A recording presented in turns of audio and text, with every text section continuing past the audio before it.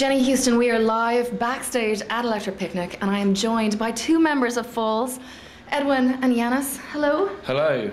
Hello. I get to pass. It's actually my weightlifting exercise going on here. Welcome. I know you're one of the few people that isn't on a sleeper bus, but you had an early start from the sexy city of Jersey. The island of Jersey. It was good. We played the pretty fun show there last night, and there was some good bands. So some of the same bands that are playing today. So we all like travelled in a convoy, like these New Puritans and stuff. So it was fun. Did you get on? No, we don't really talk. But I mean, we like that band and stuff. There's absolutely no communication. It's really strange. There's the occasional nod. I think they think we hate them, and we naturally assume that they hate us. Or they just don't care. Or they just don't care, which is more likely that, yeah. That's so funny though.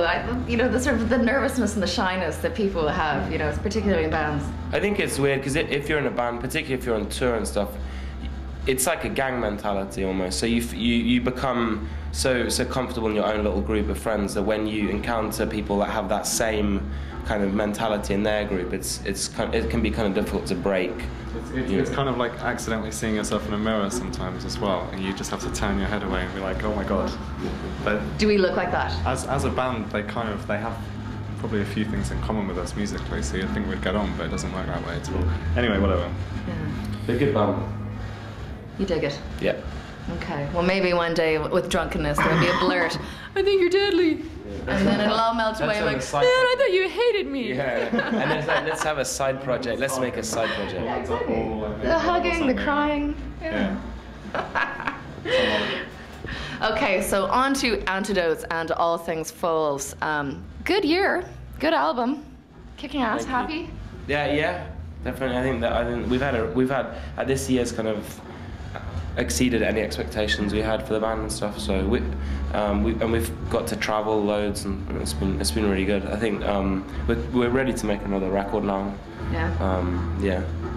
But yeah, it's been great. So are you actually going to get back into the studio pretty quickly then? You're not going to be kind of forced to kind of tour this for quite a while? Because we already have been. By our standards, we've been touring for a really long time, but we're going to stop in the winter. December-ish. Because you've still got singles. I mean, you've just released another single from this album. Yeah, that's the last one. It's Olympic Airways. I think it's coming out next week or, yeah. Okay. So, yeah, I don't know. Onwards and upwards. Start fresh. Or downwards. Yeah, we'll see. It's a decision we have to make then and now as to whether we go up or down. It's completely not related to Antidotes other than the fact that you have the track Mathletics, but I just want to ask you about math rock, and have you ever met girls that do math rock? Does that exist? Is it a bloke thing? There was a band, I can't remember where they were from, but they were called Little Girls with Cherries, and they used to play in Oxford quite a lot when I was 16, and they were definitely math rock. Also, there was a girl in Yanis' old band who were definitely a lot more math. Really? Than we are, yeah. She was a girl, she could play guitar. I was really into, I think we all were into like bands like Sonic Youth and Fugazi growing up, and a lot of American alternative bands, new wave bands, post-punk bands and stuff. So I think that's definitely the most obvious, it's the most present direct influence in our sound. But you're pop here though. We are pop, yeah. It's like,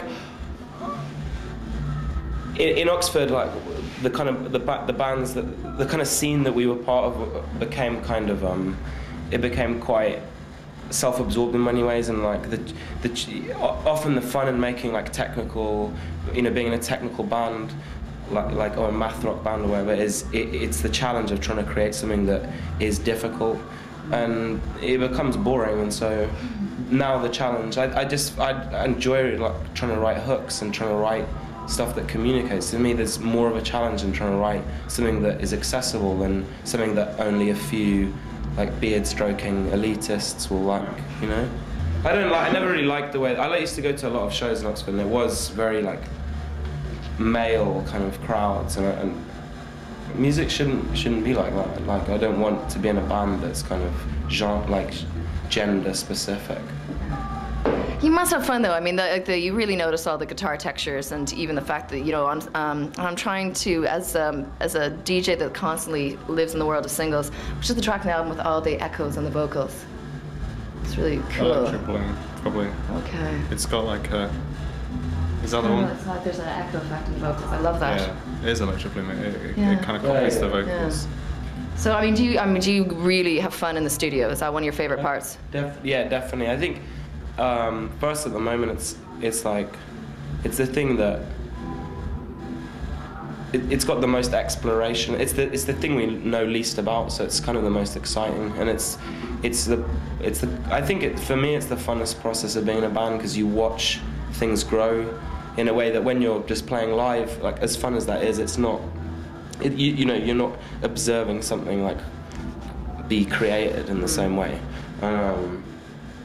I think we're gonna have more fun in the studio next time. I think we're gonna probably, yeah. I don't know. Yeah, for sure. We're taking a lot more time to do it. We're just gonna have a lot more control over it than we did last time. Because when we did that album Antidotes, we didn't have much time to do it. We were doing it with a producer we'd never met before, who has a very strong identity of his own.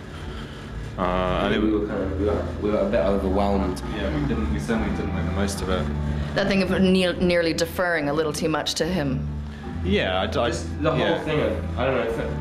I think the whole thing, just getting signed and just the lifestyle change of just being in a band full time and then having people like anticipating a record and then working with somebody like Dave Seatek, who we admired, and it just we're still quite young. I just think we'll be better at it this time around. You know yourselves as a band and how you want to sound. Okay. We want to make surf rock for the 21st century. That's what I want to do. You can probably tell that we're avid surfers. I can tell. It's always the salty blonde, the salty blonde. Festival, we're just riding the waves. Yeah, we're just like surf hunks. That's why our hair looks like shit. No, it's just because, anyway. You can go to the powder room, they'll do you up. I've got one very important question to ask you before I let you go out into the field and see all the art. Phil is wondering if you'll play his birthday party. When is your birthday party? February 4th. Doable. Success from Electric Picnic, from Foals, and one for Phil on camera.